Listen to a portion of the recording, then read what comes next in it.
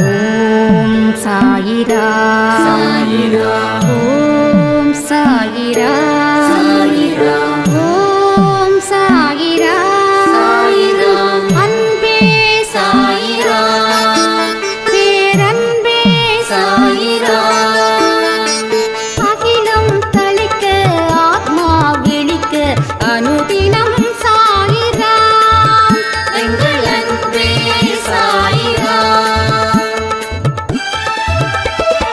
ஒன்றே இறைவன் ஒன்றே பூமிக்கென்றும் சாயிரா சரணம் சாயிரா நன்றே செய்து வாழ்வோம் நாம் ஒன்றே செய்து வாழ்வோம் அன்பே சாயிரா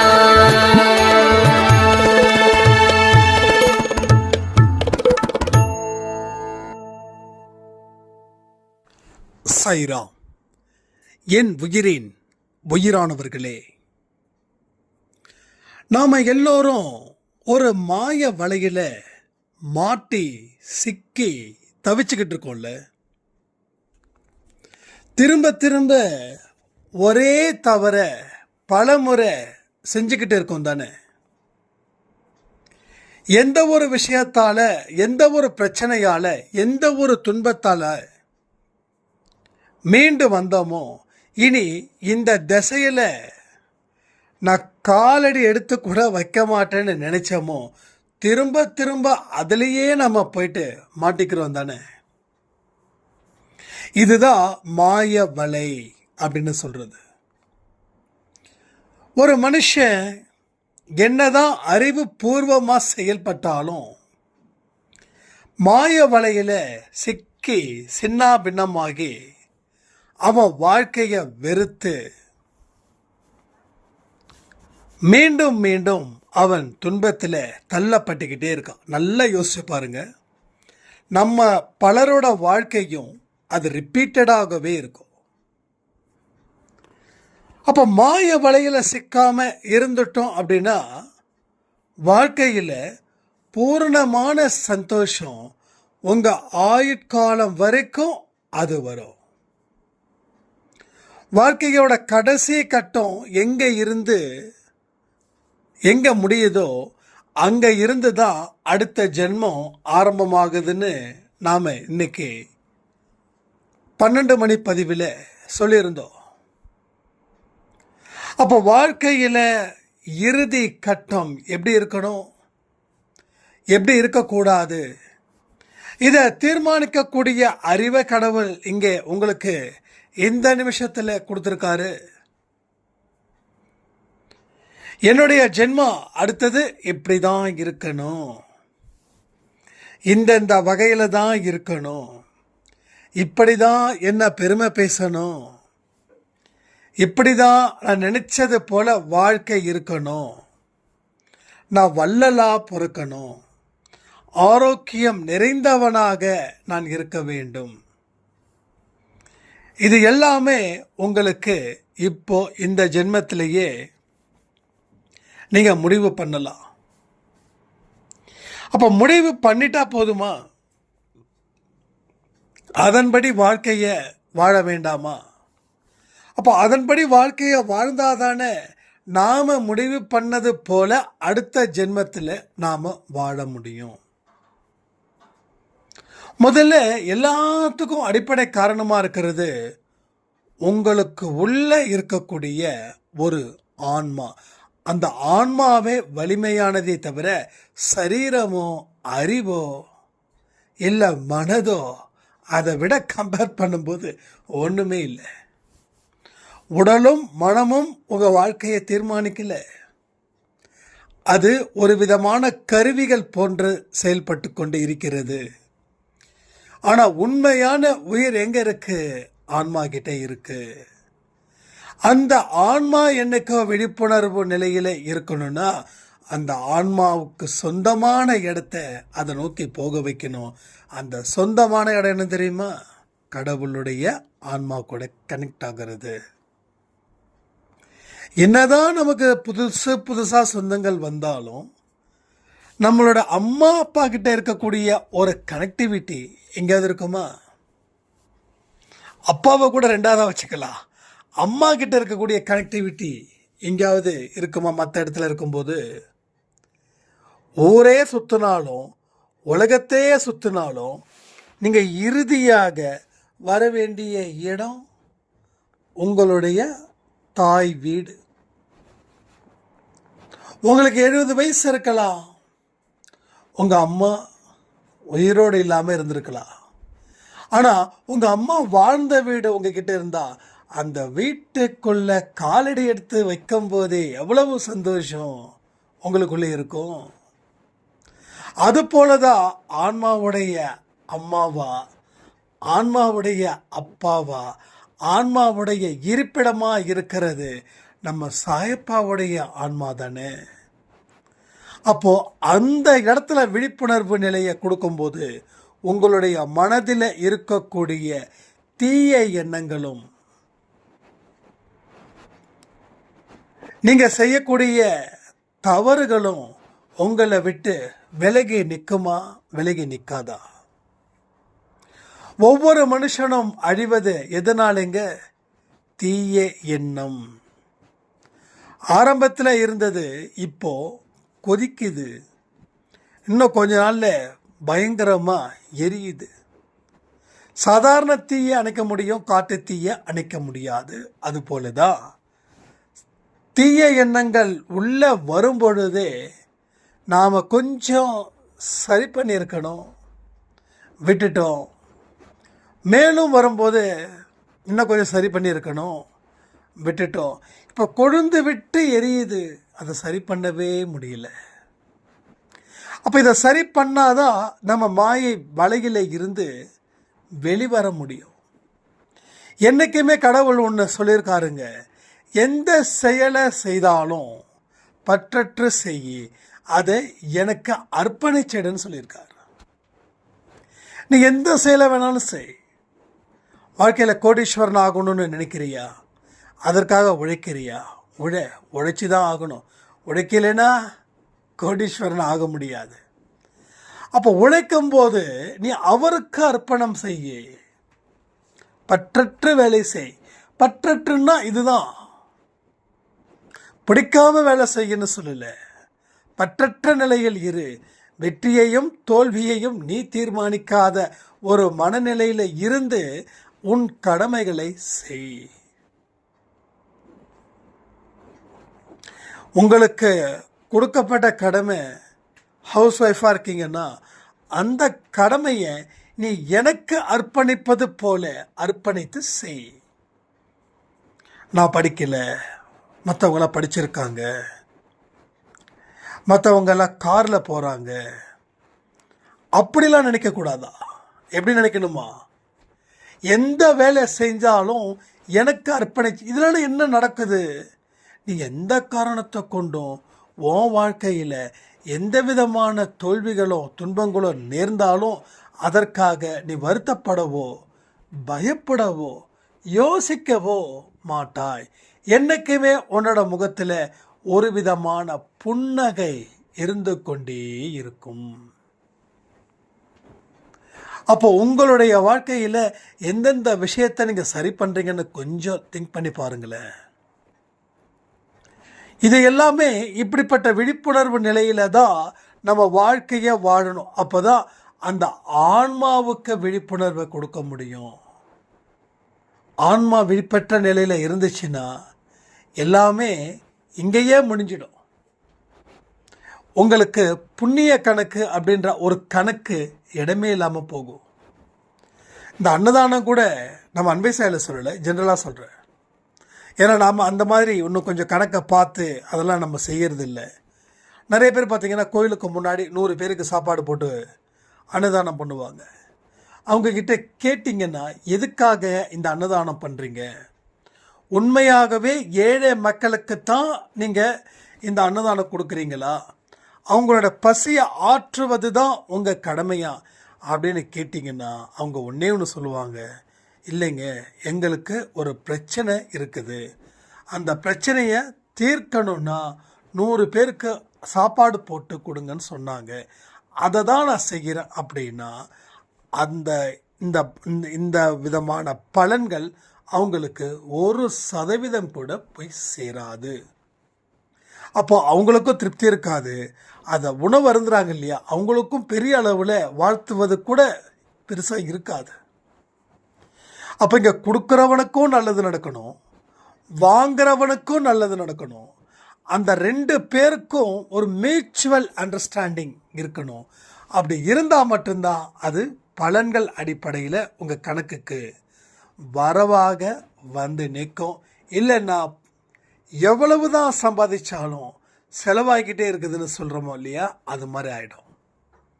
இப்போ நீங்கள் எவ்வளவு சம்பாதிச்சாலும் செலவுன்றது 10% தான், 90% உங்களுக்கு சர்ப்ளஸாக இருக்குது, அதாவது அதிகமாக இருக்குது. அப்போ உங்கள் முகத்தில் ஒரு சந்தோஷம் இருக்கும்.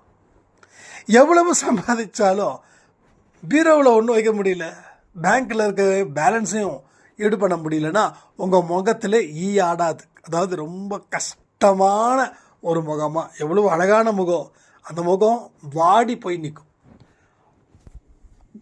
அது போல தான் இங்கேயும். இப்போ பற்றற்ற நிலையில் செய். உன்னோட சாப்பாடு அன்னதானம் கொடுக்கறது கூட பற்று அற்ற நிலையில் செய். அது அந்த நிலையில் செய்யும்போது தான் உண்மையான பலன்கள் என்னவோ அது உனக்கு சிந்தாம சிதறாம உன்னுடைய கணக்குக்கு வரும். இந்த இடத்துலையும் அந்த ஆன்மாவை விழிப்புணர்வு நிலையில் கொண்டு வந்து அதை நாம் இன்னும் ஸ்ட்ராங் பண்ண முடியும் கடவுள்கிட்ட செல்வதற்கு. இங்கே எத்தனையோ பேர் கோயிலே தவறு இருக்காங்க. ஸோ நடக்குதா? இல்லையே. எத்தனை பேர் கோயிலுக்கே போகல, ஆனால் உண்மையான விஷயத்தை தெரிஞ்சுக்கிட்டாங்க, அறிஞ்சிக்கிட்டாங்க, அதன் போக்கில் போகிறாங்க. அவங்களுக்கு ஒரு ஆன்ம பலம் பயங்கர ஸ்ட்ராங்காக இருக்குதுங்க. நான் அடிக்கடி சொல்லியிருக்கேன், 92 வயசு ஒரு பெரியவர் கடைசி வரைக்கும் தன்னுடைய கடமைகளை தானே செய்தார். அவருடைய மனைவி இறந்து 10-12 வருஷம் ஆகுது. மோஸ்ட்லி மனைவி எழுந்தாங்கன்னா ஆண்களால் வாழ முடியாது. ஏதாவது ஒரு வழி இல்லாமல் தான் இருப்பாங்க. ஸோ அந்த சந்தோஷம் இருக்காது. அவங்க கடமையை அவங்க சரியாக செய்ய மாட்டாங்க. அவ்வளவு ஒரு கஷ்டத்தை அவங்க அனுபவிக்கிற மாதிரியே இருக்கும். ஆனால் அந்த 92 வயசு பெரியவர் தன்னுடைய கடமைகளை தான் சிறப்பாக செய்து சந்தோஷமாக வாழ்ந்தார். அந்த நிலையில தான் நாமளும் இருக்கணும். அப்போ எப்படி அவருக்கு முடிஞ்சது,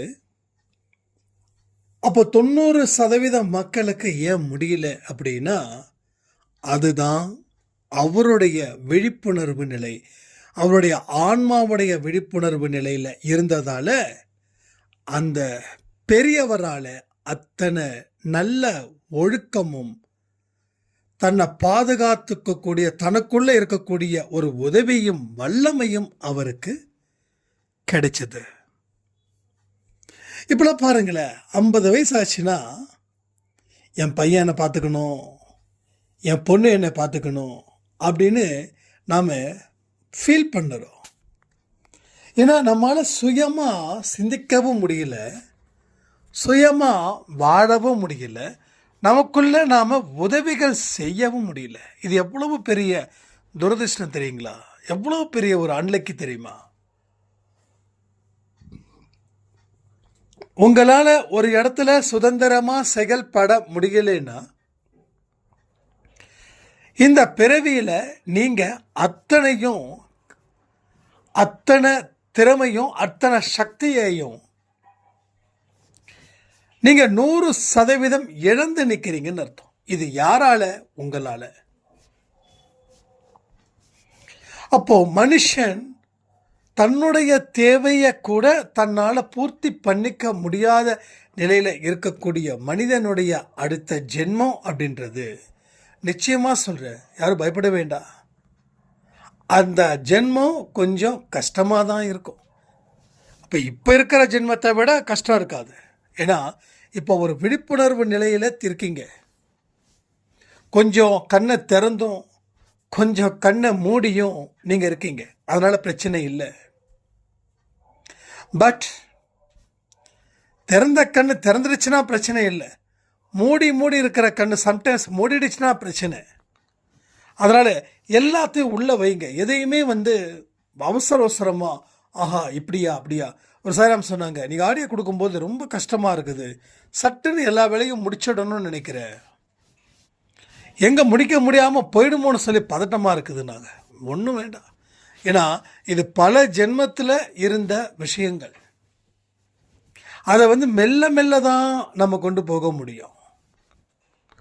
உடம்பு 100 கிலோ இருக்குதுன்னா 80 கிலோவுக்கு கணக்கு கொண்டு வரணும்னா அதை 6 மாதத்தில் குறைக்க முடியாது, குறைக்கக்கூடாது.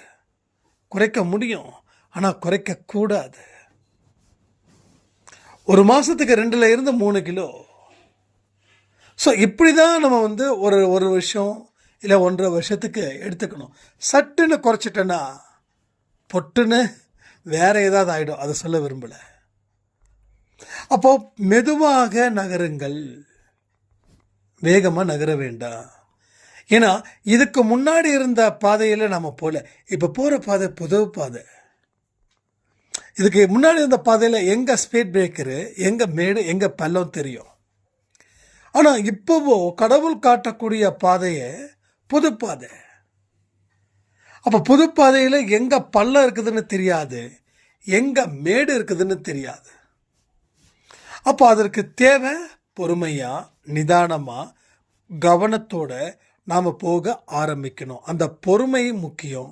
காலங்கள் எவ்வளோ ஆனாலும் பரவாயில்ல, ஆரம்பிச்சிட்டிங்கல்ல, அதுவே உங்களுக்கு ஒரு மாபெரும் வெற்றியை கொடுப்பது போலவே அது இருக்கும்.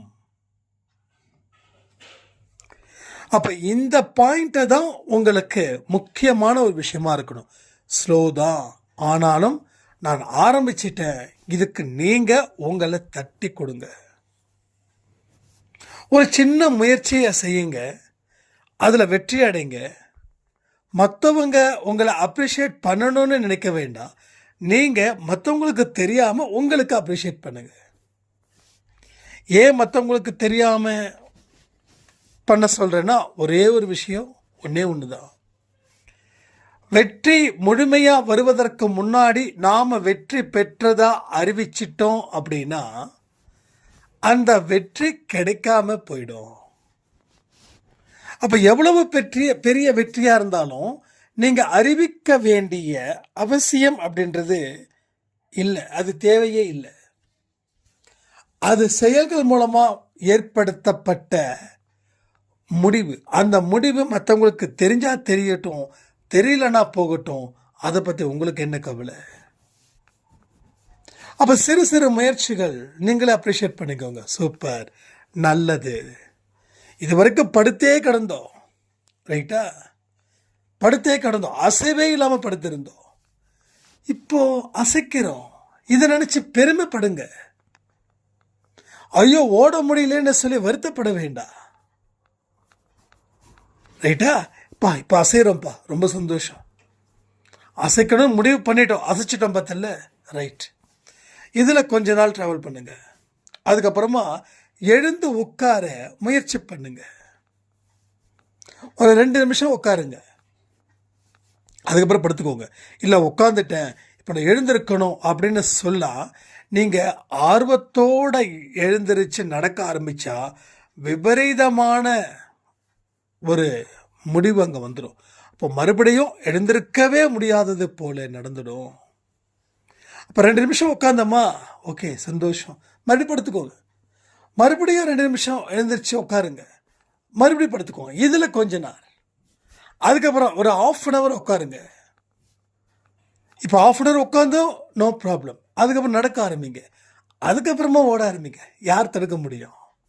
இப்போது நீங்கள் நல்லா இருக்கும்போது ஓடுனீங்களே, அதை விட இப்போ 100 மடங்கு இன்னும் வேகமாக நீங்கள் ஓடுவீங்க, வேகமாக ஓடுவீங்க. ஏன்னா கடவுளுடைய அருளை உங்களுக்கு இருக்குது. கடவுளுடைய சொல்களை நீங்கள் முழுவதுமாக ஃபாலோ பண்ணுறீங்க. அதனால் உங்களுக்கு இவ்வளவு பெரிய ஒரு விஷயங்கள் இங்கே உங்களுக்கு நடக்குது. இது ஒரு ஃபுல்லாக ஒரு உதாரணத்துக்காக சொல்லப்பட்டது.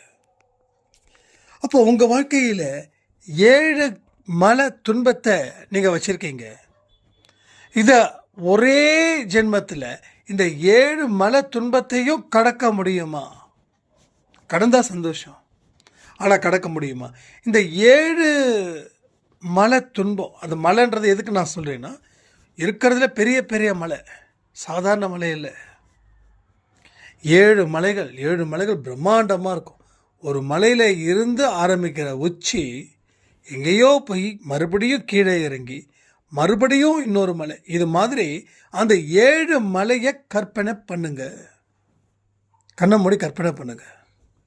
இந்த 7 மலையை ஏறி 7வது மலையில் இறங்கும்போது தான் உங்கள் துன்பம் தீருதுன்ற கணக்கை வச்சுக்கோங்க. அப்போ இந்த ஜென்மத்தில் ஒரு மலையை ஏறிடலாமா? அதுக்கு முயற்சி பண்ணலாமா? அப்போது இந்த 7 மலையையும் இப்பயே ஏறணும்னு நினச்சிங்கன்னா மலையை கூட ஏற முடியாது. இந்த 7 மலை கிட்டத்தட்ட நீங்கள் பிறந்ததில் இருந்து வந்த தீவினையோடைய உருவம் தான் இது. அப்போ நீங்கள் எத்தனை வருஷமாக பிறந்திருக்கீங்க, எத்தனை வருஷத்துக்கு முன்னாடி பிறந்தீங்க, அத்தனை விஷயங்களும் அந்த மலையில் இருக்குது. அப்போ அதை ஒரே ஜென்மத்தில் கடக்க முடியாது. அதனால தான் சொல்கிறேன், பதட்டப்படாமல் செய்யும் காரியங்கள் பிரச்சனையை உருவாக்காது. பதட்டத்துடன் செய்யக்கூடிய காரியங்கள் பிரச்சனைகளை இன்னும் அதிகரிக்கும். நீங்கள் 7வது மலை, இந்த மலையிலேருந்து ஏறினா தான் அந்த மலையோட கணக்கு. ஆனால் உங்கள் மலைக்கும் உங்கள் துன்பத்துக்கும் சம்பந்தம் இல்லாத ஒரு இடத்துல ஏறி இறங்கும்போது, ஐயோ இது உங்களது இல்லைன்னா உங்களுக்கு எப்படி இருக்கும்? அது போல தான் இங்கே நடக்கும். ஏன்னா அவ்வளவு பெரிய ஒரு பதட்டத்தை மனசில் வச்சு எப்படி உங்களால் சமாளிக்க முடியும்? எப்படி உங்களால் சக்ஸஸ்ஃபுல்லாக வாழ முடியும்? அப்போ இதுக்கு என்ன பதில் சொல்ல முடியுன்றத நீங்கள் கொஞ்சம் யோசித்து கொஞ்சம் சிந்திச்சு பாருங்கள். அப்போ நம்ம வாழ்க்கையில் நம்ம செய்ய வேண்டிய காரியங்கள் சிறப்பாக இருக்கணுன்றது முக்கியம். அதை கவனத்தோடு செய்யணுன்றது முக்கியம். அதற்கு உண்டான ஆற்றலும் அறிவும் இருக்கணுன்றது முக்கியம். இது எல்லாமே இருந்தால்தான் உங்களால் வாழ்க்கையில் நல்ல ஒரு அடி எடுத்து வைக்க முடியும். அப்போது இந்த மாதிரியான விஷயத்தால் தான் நிறைய பேருக்கு தோல்விகள் வந்துக்கிட்டே இருக்குது. ஒரு எமோஷ்னலாக சீக்கிரம் இந்த விஷயத்தை நான் சரி பண்ணணும், எத்தனை நாள் தான் இந்த துன்பத்தோடு வாழ்ந்துக்கிட்டு இருக்கிறது, இதற்கு என்னதான் தீர்வு அப்படின்னு நினைக்கும்போது தான் இவங்க யாரோ ஏதேதோ சொல்லி அதற்கு உண்டான பரிகார வழிபாடுகளை செய்து காசையும் நிம்மதியையும் தொடர்ந்து இழந்துக்கிட்டே இருக்காங்க.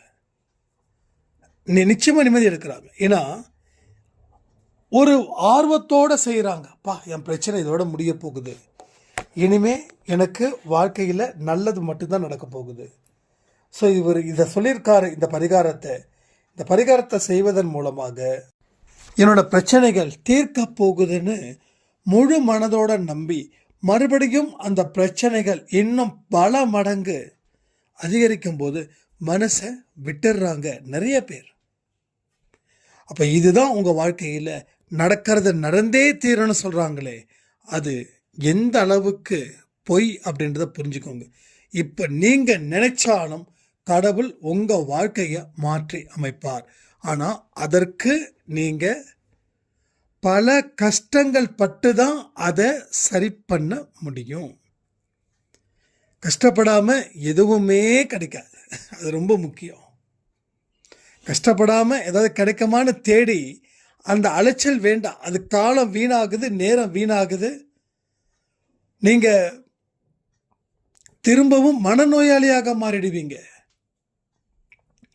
அப்போ நீங்கள் மனநோயாளியாக மாறக்கூடாதுன்ற ஒரு கணக்கின்படி தான் இந்த பதிவே கொடுக்கப்படுகிறது. செய்ய வேண்டியது ஒன்றே ஒன்று தான், வேறு எதுவுமே இல்லை. Just only one. என்னது? கஷ்டப்படணும். கஷ்டப்பட்டு தான் நான் இஷ்டப்படுற வாழ்க்கையை வாழ முடியும்னு சொல்லி கஷ்டப்படுங்க. கடவுள் இருக்கிறாரு, என்ன பயம், என்ன ஆகிட போகுது வாழ்க்கை. வாழ்க்கைன்னா அவ்வளவு பெரிய கஷ்டமா, அவ்வளவு சங்கடங்களா, எல்லாத்தையும் திசையை மாற்ற முடியும். ஆனால் ஒன்று மட்டும் ஞாபகம் வச்சுக்கோங்க, நடக்கிறது நடந்து தானே தீரும், அதனால் இதை அனுபவிச்சு தானே ஆகணும் அப்படின்னு நீங்கள் உங்களுக்குள்ள சொன்னாலும் இல்லை மற்றவர்கள் சொன்னாலும் அதை தயவு செய்து கேட்காதீர்கள். அப்புறம் எங்க கடவுள்? நடக்கிறது நடந்தே தான் தீரும்னா அப்புறம் எதுக்கு கடவுள்? நீங்கள் சொல்லுங்க. நடக்கக்கூடிய விஷயத்தை கூட நாம முயற்சித்தா அது நல்ல விதமாகவே மாற்ற முடியும். அது புரிஞ்சுக்கணும். அது நல்ல விதமாகவே நாம் மாற்ற முடியும். அதற்கு தான் உங்களுக்கு அத்தனை ஆசீர்வாதமும் இங்கே கொட்டி கிடக்குது. அத்தனை விதமான நல்ல விஷயங்களும் உங்கள் வாழ்க்கைக்கு வர காத்துக்கிட்டு இருக்குது. நீங்கள் முடிவு பண்ணிட்டா போதும், அவர் எல்லா விஷயத்தையும் உங்களுக்காக செய்து கொடுப்பார். அந்த மனநிலை உங்களுக்கு வரணும். ஸோ நம்பிக்கையோடு நீங்கள் செய்யக்கூடிய ஒவ்வொரு காரியத்துக்கும் மவுசே ரொம்ப தனி. அரை மனசோடு செய்கிறவங்களுக்கு இவ்வளவு பெரிய விஷயம் நடக்குதுன்னா, முழு மனதோடு செய்யக்கூடிய உங்களுக்கு எவ்வளவு பெரிய நல்ல விஷயங்கள் நடக்க போகுதுன்றதை கொஞ்சம் யோசிச்சு பாருங்க. அதனால் மாய வலையில் சிக்கக்கூடாது. அறிவு இருக்கிறவனும் விழுறான், அறிவு இல்லாதவனும் விழுறான், படித்தவனும் விழுறான், படிக்காதவனும் விழுறான். என்றைக்குமே அந்த இடம் எப்பயுமே எல்லா மனுஷனுக்குமே இருக்கும். அதை விழுந்து எழுந்துச்சுட்டான பிரச்சனை இல்லை. ஆனால் விழுந்தது போலவே நிறைய பேரோட வாழ்க்கை மாறி இருக்கு. அதுக்கு என்ன பண்ண முடியும்? ஸோ இதெல்லாம் நல்லபடியாக யோசிங்க. புத்தியை எதில் வைக்கணும்? கடவுள்கிட்ட வைங்க. மனசு எங்கே வைக்கணும்? கடவுள்கிட்ட வைங்க. நல்ல செயல்களை செய்யுங்க, நல்லதே நினைங்க. எதை செஞ்சாலும் கடவுள் இருக்கிறார்ன்ற மனநிலையில் நீங்கள் செய்யக்கூடிய ஒவ்வொரு காரியத்துக்கும் உங்கள் வாழ்க்கையில் நல்லதே நடக்கணும்னு சொல்லி இந்த பதிவை நான் முடிக்கிறேன். ஜெய் சாய்ராம்.